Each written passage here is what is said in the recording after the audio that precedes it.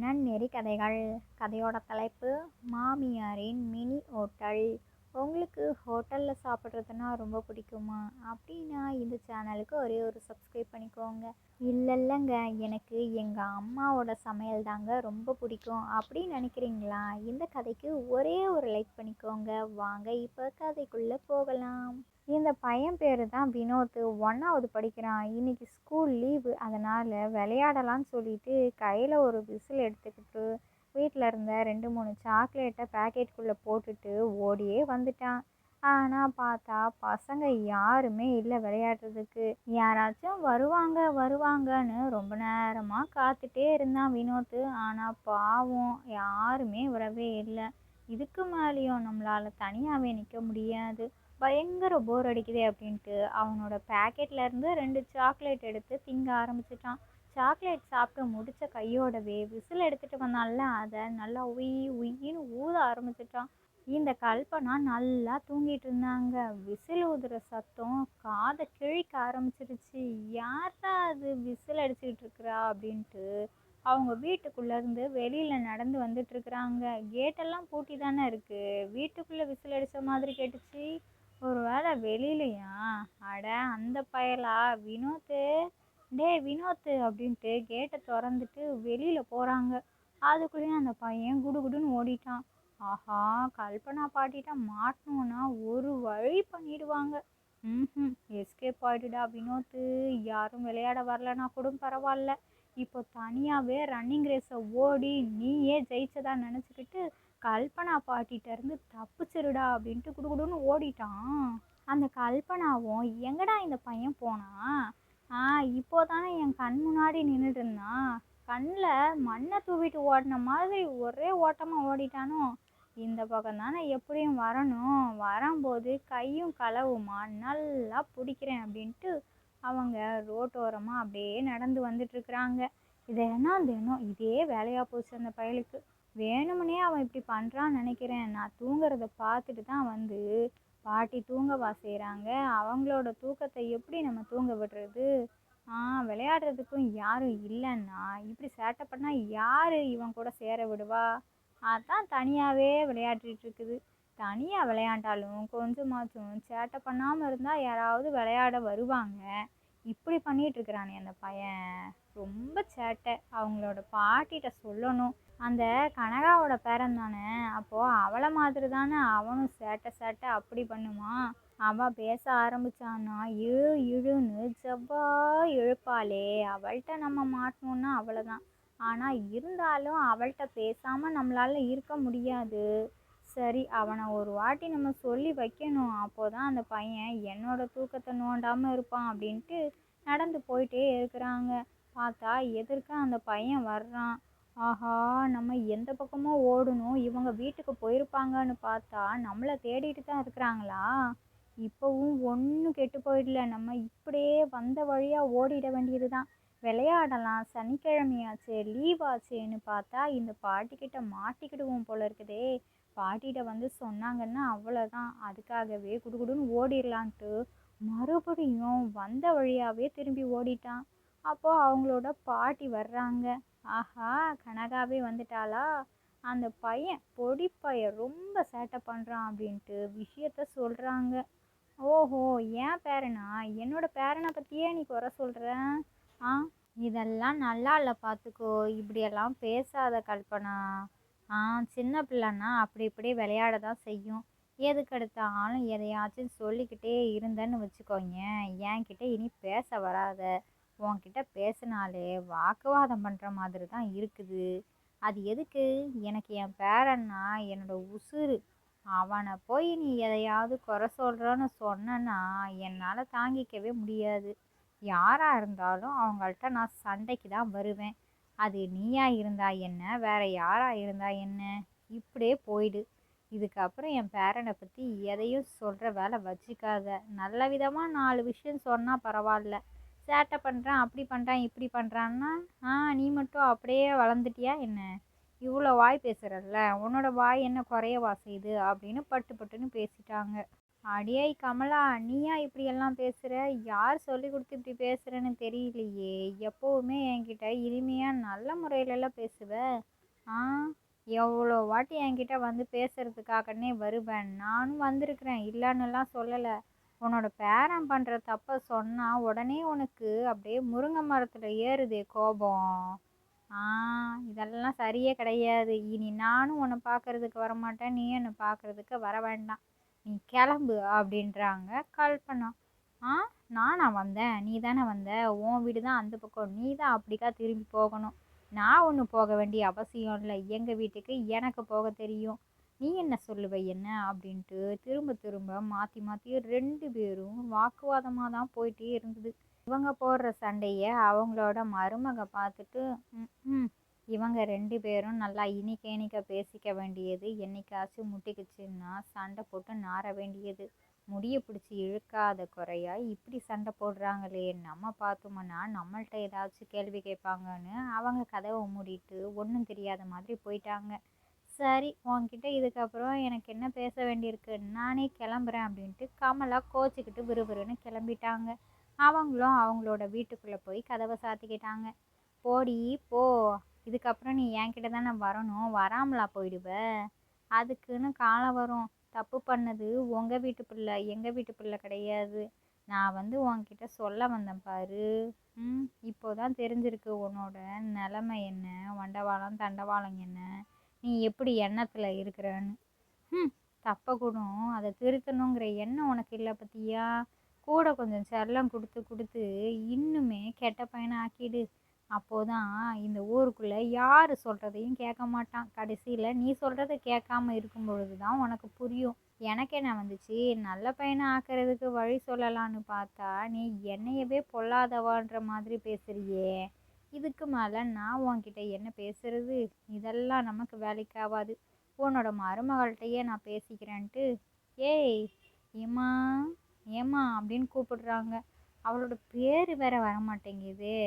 ஏம்மா கமலா மருமகளே, கமலா மருமகளே அப்படின்னு கூப்பிடுறாங்க. ஆஹா, இப்போ தாண்டா பிரச்சனை முடிஞ்சுதுன்னு உள்ளே போய் அப்படியே கமுக்கமாக இருக்கலான்னு பார்த்தா இந்த கல்பனாத்தை தொல்லை தாங்க முடியலையே. இன்னும் அவங்க போகலையா? அத்தையே வீட்டுக்குள்ளே வந்துட்டாங்க. அவங்க பாட்டுக்கு போக வேண்டியது தானே. இன்னும் என்னதான் சொல்ல போகிறாங்களோ தெரியல. சுபா, முடியலடா சாமி. இதுக்கப்புறம் நான் வெளியில் போகலைன்னா அவங்களே உள்ளே வந்துடுவாங்க. வந்ததும் இல்லாமல் இல்லாத பொல்லாத இன்னும் 10 கதையை சொல்லிட்டு வீட்டை விட்டு கிளம்ப மாட்டாங்க. அதுக்கு நானே வாசலுக்கு போயிட்டு 4 வார்த்தை பேசிட்டு அப்படியே அவங்கள வழி அனுப்பி வைக்கிறது தான் நல்லதுன்னு அவங்க வெளியில் வர்றாங்க. ஆ, சொல்லுங்க சொல்லுங்க. எப்போ வந்தீங்க? வெயிலில் ஏன் நின்றுட்டுருக்குறீங்க? வீட்டுக்கு சீக்கிரம் போகிறது தானே? அடிக்கிற வெயில் அப்படி இருக்குது. சரி சரி அத்தை, நான் வேற கடைக்கு போக வேண்டியிருக்குது. என்ன விஷயம் அத்தை அப்படின்னு கேட்குறா. அதுவா, நீயா கடைக்கு போறியா? சரி அப்படின்னா வா, நம்ம 2 பேரும் பேசிக்கிட்டே போவோம் அப்படிங்கிறாங்க. இல்லை அத்தை, இப்போ போகல. இப்போ அடுப்பில் சாப்பாடு வச்சுருக்கிறேன்னா அது வேற கொதிச்சிருச்சு. இன்னும் கொஞ்ச நேரத்தில் வெந்துடும், வடிச்சிட்டு போகணும். அதனால தான் காத்துக்கிட்டு இருக்கிறேன். சரி இரு, அப்படின்னா நான் உள்ளேயே வந்துடுறேன். வெயில் தான் இந்த கொளுத்துது இல்லை, நான் உள்ளே வரேன் அப்படிங்கிறாங்க. உள்ளேயா? உள்ளே அதுக்கு மேலே அனலாக இருக்கு அத்தை, அதனால தான் நானே வெளியில் வந்து நின்றுட்டுருக்கிறேன். என்னத்த சொல்கிறது? அடியே, என்ன சொல்கிற நீனு? உள்ளே வந்தால் உள்ளே வெயிலுங்கிற, வெளியில் நின்னா வெளியில் வெயிலுங்கிற. நான் இப்போ இங்கே இருக்கவா போகவா? என்னை ஏதோ விரட்டுற மாதிரில இருக்குது. ஆமாம் ஆமாம், உன்னை விரட்டுறதுக்காகத்தானே நானே வந்தேன். உங்கள் தொல்லை தாங்க முடியலையே. அதனால தான் வாசலுக்கே வந்து உங்களை வழி அனுப்பி வைக்கிறதுக்காக என்னென்னமோ சொல்லிகிட்ருக்கிறேன். இப்போ கூட புரியலையா? அதான் நீங்கள் புரிஞ்சிட்டு தானே இருக்கிறீங்க. போக வேண்டியது தானே அப்படின்ட்டு மனசுக்குள்ளேயே நினச்சிக்கிட்டாங்க. அட என்னத்த நீங்கள் இப்படி பேசுகிறீங்க? உங்களை உள்ளே விடாமலா இருப்பேன்? உள்ளே அப்படி ஒரு அனலாக இருக்குது. கரண்ட்டு வேற இல்லை. அப்போ எப்படி உங்களை நான் உள்ளே வச்சுருக்க முடியும்? ஃபேன் போட்டு கொஞ்சம் ஜிலு ஜிலுன்னு காற்று வீசுச்சுன்னா பரவாயில்ல. ஆ, காற்றே வராது. உங்களுக்கே பாவம் வேர்த்து வேர்த்து ஊற்றுது. அதனால தான் நீங்கள் வீட்டுக்கு போனீங்கன்னு வச்சுக்கோங்களேன், உங்கள் வீட்டில் தான் ஏசி இருக்குல்ல, ஜென்ரேட்டரு இன்வெர்ட்டரு எல்லாம் இருக்குது. நீங்கள் பாட்டுக்கு ஏசி காற்றுல உட்காருவீங்களே, அதுக்காக தான் சொன்னேன் அப்படிங்கிறாங்க. ஓஹோ! அப்படியா? இருந்தாலும் நானும் உள்ள வர்றதெல்லாம் இல்ல. உன்னோட அத்தைக்கிட்ட இப்போ தான் பேசுனேன்னா 2 பேத்துக்கும் சண்டை முட்டிக்கிச்சு. இதில நான் எங்கேருந்து உங்க வீட்டுக்குள்ள வர்றது? அது கொஞ்சம் சமாதானம் ஆகட்டும். அதுக்கப்புறம் நான் வந்துக்கிறேன். சரி, சரி நான் கிளம்புறேன். வந்த விஷயத்த சொல்லணுன்ட்டு ஏதேதோ பேசிட்டேன். சரி நீ போய் சோறு வடிக்கணும்னல்ல, போ போ. இல்லன்னா உங்க அத்தை அதுக்கும் ஏதாவது ஒண்ணு சொல்லப் போறா அப்படிங்கிறாங்க.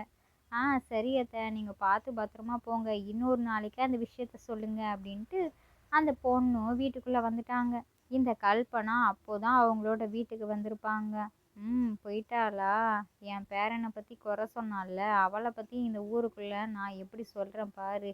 இனிமே உன்கிட்ட யார் யாரெல்லாம் வந்து பேச போறாங்கன்னு பாரு. பேசுனவங்க எல்லாரும் உன்னை பார்த்து சிரிப்பா சிரிப்பாங்க, தூரம் போயிடுவாங்க. இந்த கமலாவை பத்தி தெரியாமலேயே கமலா பேரனை பத்தி குறை சொல்ல வந்துட்டியா? இன்னைக்கு இருக்குது பாரு உனக்கு அப்படின்ட்டு அவங்க எல்லாரும் ஒரு டீமா தோழிகளா இருக்கிறாங்க. அவங்கள்ட்ட போயிட்டு இந்த கமலா, ஏ இந்த மாதிரி அப்படி சொன்னா இப்படி சொன்னா இதெல்லாம் தப்பு இல்ல, ஆ கொஞ்சமாச்சும் நியாயம் வேண்டாமா அப்படின்ட்டு என்னென்னமோ அவங்களோட தோழியை சந்திச்சு சொல்லிட்டு வர்றாங்க. இந்த விஷயத்த கேட்டோன்னையும் அந்த ஜெயான்றவங்க என்ன பண்ணாங்க, அந்த கல்பனாவை சந்திச்சு, அட என்ன கல்பனா, இப்படியா நடந்துக்கிறது? நீ எப்படின்லாம் நினச்சேன், ஆனால் இப்போதானே தெரியுது உன்கிட்ட நான் இனிமே சேர போகிறதே கிடையாது. எங்கள் வீட்டுக்கும் வந்துடாத. இனிமே நானும் உங்கள் வீட்டுக்கு வரப்போகிறது கிடையாது. நம்ம பேசுறதெல்லாம் குறைச்சிக்கிறது தான் நல்லது அப்படின்ட்டாங்க அந்த ஜெயா. அட என்ன ஜெயா நீ பேசுறது ஒன்றும் புரியல. என்ன நடந்துச்சு? நமக்குள்ள எதுவுமே சண்டை இல்லையே. திடுதிப்புன்னு வந்து இப்படி ஏதேதோ பேசிட்டு போற. ஆ யாரோ உனக்கு ஏதோ சொல்லி கொடுத்துருக்காங்க. அதில் தான் நீ இங்கே வந்து என்கிட்ட இப்படி பேசிட்டு இருக்கிற. அவங்க யாருன்னு கூட இப்போ என்னால் புரிஞ்சுக்க முடியுது. சரி சரி நடக்கட்டும் நடக்கட்டும். யார் என்னை விட்டு போனாலும் எனக்கு கவலை இல்லை. உன்னோட தப்பை நீயே உணர்ந்துட்டு இதுக்கப்புறம் நம்ம இப்படி நடந்துக்கவே கூடாதுன்னு நீயா புரிஞ்சுப்ப. அதுக்கு ஒரு காலம் வரும். சரி நல்லது. போயிட்டு வா ஜெயா, போயிட்டு வா. பார்த்து பத்திரம் அப்படிங்கிறாங்க. அதெல்லாம் எனக்கு பார்த்து பத்திரமா போக தெரியும். நீ ஒன்றும் என்னை எதுவும் சொல்ல வேண்டியதில்லை. வந்த எனக்கு வீட்டுக்கு போக தெரியாதா? ஹம், என்ன பேச்சு பேசிட்டு இருக்கிற அப்படின்ட்டு விறுவிறுன்னு கிளம்பிட்டாங்க அந்த ஜெயா. அதுக்கப்புறம் இரவு நேரம் ஆயிடுச்சா, தனியாக போய் உட்காந்துக்கிட்டு வருத்தப்பட்டுட்டு இருக்கிறாங்க. என்ன நம்மளை சுற்றி என்னென்னமோ நடக்குதே. என்ன நான் எல்லார்கிட்டேயும் இனிமையாக நடந்துக்கிறேன். எல்லாரும் என்கிட்ட அப்படி தானே இருந்தாங்க. அப்போது மற்றவங்க எல்லாரும் என்கிட்ட நடிச்சிட்டே இருந்திருக்கிறாங்களோ. தப்பு நடக்குதுன்னு நம்ம ஒருத்தர்கிட்ட போய் சொன்னோன்னா அதை ஏற்றுக்கிற மனநிலை யாருக்குமே இல்லை.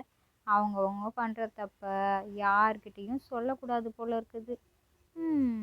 இது எனக்கு இப்போதான் தெரிஞ்சிருக்குது. மிகப்பெரிய பாடம். இதுக்கப்புறமும் நான் யார் வீட்டுக்கும் போயிட்டு கதை பேசுறதுக்கும் போகக்கூடாது. யாரும் நம்ம வீட்டுக்கு கதை பேசுறதுக்கும் வர வேண்டாம். நான் ஒரு நல்ல நிலைமைக்கு போயிட்டேன்னா எப்படியும் எல்லாரும் நம்மளை தேடி தானே வரணும். நம்ம யாரை தேடியும் போக வேண்டியதில்லை. முதல்ல நான் என்ன நானே பிஸியாக வச்சுக்கிறதுக்கான வழியை பார்க்கணும். உழைச்சி முன்னேறிக்கிட்டே இருந்தோன்னா நமக்கான வெற்றியும் கிடைக்கும். அதில் நமக்கு நல்ல வருமானமும் வரும். நம்மளோட குடும்பம் உண்டு, நம்ம உண்டுன்னு இருக்கணும். தேவையில்லாத கதைகளை பேசிக்கிட்டு நேரத்தை வீணாக்கிறத விட்டுட்டு நம்மளோட முழு முயற்சியை போட்டோம்னா அதில் நமக்கு கண்டிப்பாக ஒரு நல்ல விஷயம் நடந்து தானே ஆகும். என்ன பண்ணலாம்? எந்த யோசனையுமே வரமாட்டேங்குதே. என்னதான் பண்ணுறது? எனக்கு ஏதாவது ஒரு யோசனை வரணுமே அப்படின்ட்டு மண்டை பிச்சுக்கிற மாதிரி யோசிச்சுட்டே இருக்கிறாங்க. அவங்களோட கணவன் ராமசாமியும் வந்துட்டாங்க. அட என்ன கல்பனா நீனு, சாப்பிட்றத விட்டுட்டு வந்து இங்கே தனியாக உட்காந்துட்டு இருக்கிற. நாங்கள் எல்லாரும் நீ வருவான்னு காத்துட்டே இருந்தோம். நீ வரலான்ட்டு தான் நான் உன்னை தேடி வந்தேன். இருங்க நான் அத்தையை கூட்டிகிட்டு வரேன்ட்டு. உள்ளே வா போகலாம் அப்படிங்கிறாங்க. இல்லைங்க நீங்கள் எல்லாரும் சாப்பிடுங்க, நான் அப்புறமா வந்து சாப்பிட்றேன். மனசே சரியில்லைங்க. அதான் நீங்கள் போய் சாப்பிடுங்க, பசிக்கலை அப்படிங்கிறாங்க. என்னது மனசு சரியில்லையா, பசிக்கலையா? உனக்கா? இதெல்லாம் சரித்திரத்திலேயே கிடையாது. நீ இப்படி பேசுகிறன்னா ஏன் எனக்கே ஒரு மாதிரியாக இருக்குது. உடஞ்சி போயிருக்கியே கல்பனா. இப்படியெல்லாம் நீ இருக்கவே கூடாது. எப்பவும் இருக்கிற மாதிரியான கல்பனா தான் எங்கள் எல்லாத்துக்குமே மிகப்பெரிய பூஸ்ட்டு. அதை விட்டுட்டு நீ இப்படி வந்து சோகமாக உட்காந்துட்டு இருந்தன்னா நாங்கள் மட்டும் சாப்பிடுவோமா என்ன? நானும் சாப்பிடல. அவங்க சாப்பிடட்டும், நான் போயிட்டு கொஞ்சம் நேரம் ஆகட்டும்னு சொல்லிட்டு வரேன் அப்படின்னு சொல்கிறாங்க. அதுக்குள்ளேயும் அவங்களோட மகனும் மருமகளும் வந்துட்டாங்க. அப்படின்னா நாங்களும் சாப்பிட மாட்டோம். நீங்கள் 2 பேரும் சாப்பிடலன்னா எங்களுக்கு என்ன சாப்பாடு வேண்டியிருக்கு? முடியவே முடியாது. நாங்களும் சாப்பிட மாட்டோம் அப்படிங்கிறாங்க. என்னத்த நீங்கள் போய் இப்படி வாட்டமாக சோகமாக இருந்தீங்கன்னா எங்கள் எல்லாத்துக்குமே மனசு கஷ்டமாக இருக்குல்ல. ம் நீங்கள் சந்தோஷமாக இருந்தீங்கன்னா தான் குடும்பம் சந்தோஷமாக இருக்கும். எப்பவுமே சிரிச்ச முகமா நல்லா புத்துணர்ச்சியாக இருப்பீங்க. உங்களை பார்த்து பார்த்து தான் நான் நிறைய விஷயங்கள் கற்றுக்கிட்டேன். வாங்க, முதல்ல நீங்கள் என்ன நடந்துச்சுன்னு விஷயத்த சொல்லுங்க. அதை விட்டுட்டு எதையோ கற்பனை பண்ணிக்கிட்டு மனசு சோகத்தில் இருந்தீங்கன்னா அதெல்லாம் சரிப்பட்டு வராது. நம்ம எப்பவும் நம்மளாக இருக்கணும். யார் நம்மளை நோண்டினாலும் நமக்கான வழி தனி வழின்னு நம்மளோட வழியை பார்த்துட்டு போயிட்டே இருக்கணும் அத்தை. இது எல்லாமே நான் உங்களை பார்த்து தான் கற்றுக்கிட்டேன். மாமா கூட நிறைய டைம் ஒரு மாதிரியாக இருப்பாங்க. நீங்கள் ஏதாவது சொன்ன உடனே அவங்க சுதாரிச்சிருவாங்க. அதே மாதிரி தான் இவங்களும்.